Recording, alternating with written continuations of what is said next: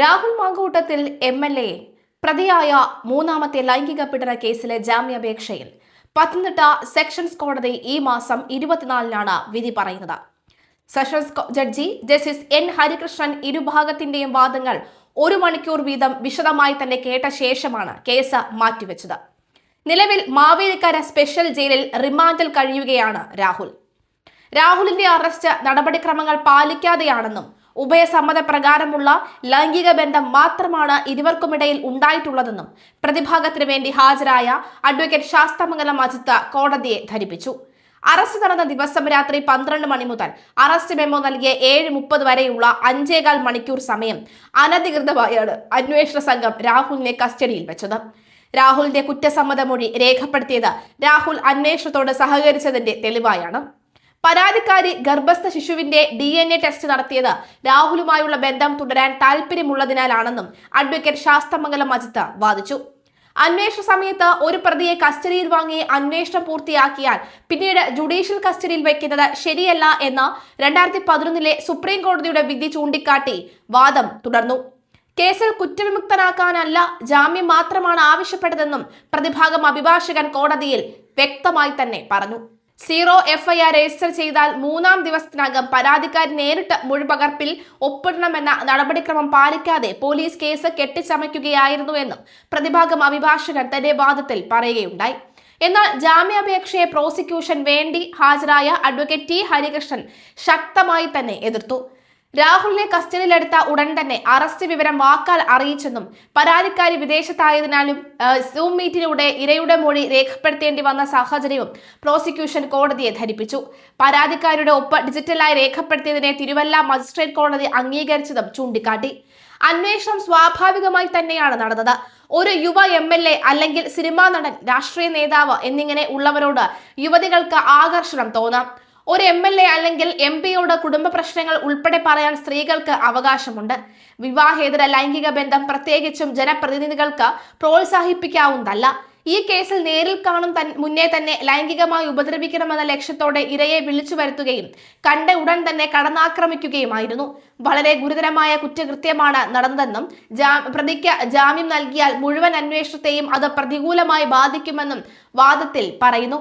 Prosecution advocate T Harikrishnan പ്രതി തുടർച്ചയായി ലൈംഗിക കുറ്റകൃത്യങ്ങളിൽ ഏർപ്പെടുന്ന ആളാണെന്നും നിരവധി സ്ത്രീകൾ പ്രതിയുടെ ലൈംഗിക അതിക്രമങ്ങൾക്ക് വിധേയമായിട്ടുണ്ടാകുമെന്നും 3 കേസുകൾ നിലവിലുണ്ടെന്നും കോടതിയിൽ പറഞ്ഞു.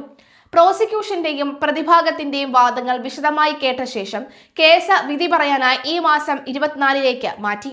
നിലവിൽ രാഹുൽ മാങ്കൂട്ടത്തിൽ മാവേലിക്കര സ്പെഷ്യൽ ജയിലിൽ റിമാൻഡിൽ തടവുകാരനായി കഴിയുകയാണ്. ലൈംഗിക പീഡന കേസിൽ റിമാൻഡിൽ കഴിയുന്ന രാഹുൽ മാങ്കൂട്ടത്തിൽ MLA-ക്കെതിരെ DK മുരളി MLA നൽകിയ പരാതി സ്പീക്കർ AN ഷംസീർ എത്തിക്സ് കമ്മിറ്റിക്ക് വിട്ടിട്ടുണ്ട്. നിയമസഭയുടെ അന്തസ്സിന് നിരക്കാത്ത കുറ്റകൃത്യങ്ങൾ ചെയ്ത രാഹുലിനെതിരെ ഉചിതമായ നടപടി വേണമെന്നാണ് മുരളി ആവശ്യപ്പെട്ടത്. ആധർമ്മിക പ്രവർത്തനങ്ങളിൽ ഏർപ്പെടുന്ന MLA-മാരെ നിയമസഭയ്ക്ക് എത്തിക്സ് കമ്മിറ്റി റിപ്പോർട്ടിന്റെ അടിസ്ഥാനത്തിൽ പുറത്താക്കാം. ഇതിന് MLA-യുടെ പരാതി വേണം. ഈ സാഹചര്യത്തിലാണ് DK മുരളി പരാതിയായി എത്തിയത്. സ്പീക്കർ കമ്മിറ്റിക്ക് വിട്ടതിനാൽ മുരളിക്കിനി ആ പരാതി നിയമസഭയിൽ ഉന്നയിക്കാനും കഴിയില്ല. കമ്മിറ്റി റിപ്പോർട്ടായിരിക്കും ഇനി സഭയുടെ മുന്നിലെത്തുക.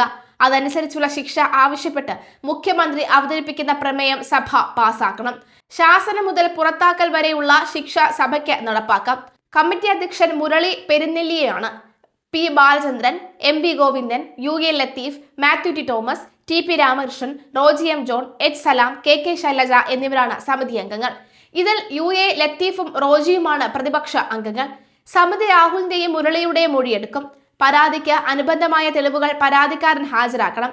കോടതി നിരീക്ഷണങ്ങളും അതിജീവിതമാരുടെ പരാതികളും അടിസ്ഥാനമാക്കിയാണ് മുരളിയുടെ പരാതി. മൊഴിയെടുക്കാൻ ആരെയും വിളിച്ചു വരുത്താൻ സമിതിക്ക് അധികാരമുണ്ടായിരിക്കും. സമിതി തീരുമാനം പൊതുവെ ഏകകണ്ഠമായിരിക്കും. യോജിക്കാത്തവർക്ക് വിയോജനം രേഖപ്പെടുത്താം. അതുൾപ്പെടെയുള്ള റിപ്പോർട്ടാണ് സഭയുടെ പരിഗണനയ്ക്ക് വരുന്നത്. രാഹുലിനെ പാർട്ടിയിൽ നിന്ന് പുറത്താക്കിയ കോൺഗ്രസും സഖ്യകക്ഷിയായ മുസ്ലിം ലീഗും കമ്മിറ്റിയിൽ എന്ത് സമീപനം സ്വീകരിക്കുമെന്നത് ശ്രദ്ധേയമാകും. ഉടൻ റിപ്പോർട്ട് നൽകാനാണ് സാധ്യത. ഈ സർക്കാരിന്റെ അവസാന നിയമസഭാ സമ്മേളനമാണ് ഇപ്പോൾ നടന്നുകൊണ്ടിരിക്കുന്നത്.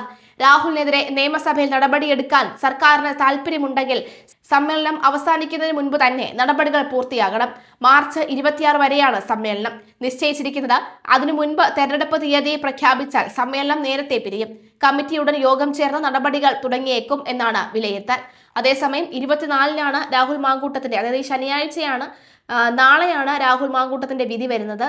അപ്പോൾ 26 തിങ്കളാഴ്ച ഇനി വിധി അത് കൃത്യമല്ല എന്നുണ്ടെങ്കിൽ, രാഹുലിനെതിരെയാണെന്നുണ്ടെങ്കിൽ 26-ാം തീയതി ചേരുന്ന എത്തിക്സ് കമ്മിറ്റി യോഗത്തിന് ശേഷം ഒരുപക്ഷെ രാഹുലിനെ ഇംപീച്ച് ചെയ്യാനായിട്ടുള്ള നീക്കങ്ങൾ നടക്കുമോ എന്ന് കാത്തിരുന്ന് കാണണം. അങ്ങനെ നടക്കുകയാണെങ്കിൽ സംഘർഷാവസ്ഥ ഉണ്ടാകുമെന്ന കാര്യത്തിലും സംശയമില്ല.